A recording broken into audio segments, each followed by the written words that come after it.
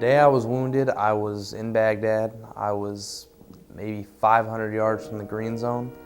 Instead of looking down where I was walking, I was looking up. And apparently I stepped on a weak spot, I'm not sure, but they said the roof just fell out from underneath me and I fell through it. So I fell 65, 70 feet straight down and then landed on a marble floor. When I first saw him at Walter Reed, he was in ICU and hooked up to a million machines and on a ventilator, and I had to go out of the room for a while, and I pretty much lost it for an hour. So then when I got it back together, I went in the room and just sat by his bedside basically until he was conscious and able again, and just kept saying, you know, everything's gonna be okay, we're gonna get through this. And then once he started to progress and start to walk and stuff, just continue to encourage him and tell him he's doing a great job and keep pushing him. And one of the things I kept telling him is I wasn't going to marry him until he could walk down that aisle. And he said that it had been one of the biggest motivators to him because he would do anything to get there. When I go home on leave, I have two choices. I either go stay with my parents or I can stay with at Christy's house with her parents. So I go to their house, but they have a 2-story house, so there's a full flight of stairs. There's 3 or 4 steps to get up into the house, and there's a rail, but I'm always afraid to touch it because I'm afraid I'm going to break it.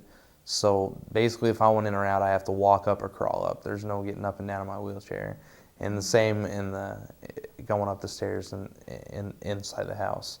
And all the hallways are wide enough for me to get a wheelchair through, but not without skinning my hands against the walls. And the doorways I can't even get through.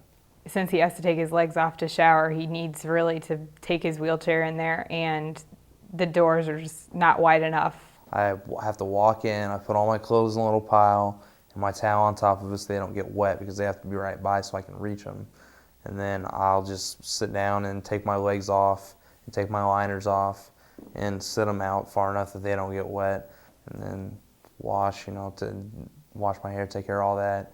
And then after all that's done, open up the curtain, try and reach my towel, and I've fallen off my shower chair before doing that. Receiving this house from Homes for Our Troops will just make both of our lives easier, because there's days where I'm afraid to leave because I'm afraid that if I come home, he could have gotten in the shower and had an accident or something like that. So now, knowing that he'll have like a fully accessible bathroom, I know that I can leave the house and not worry about it.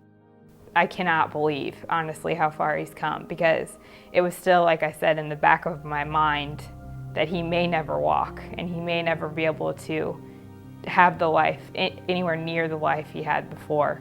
It was just like a huge weight was lifted off my shoulders because I don't have to worry about that anymore. I know that my house is going to be accessible, our house is going to be accessible.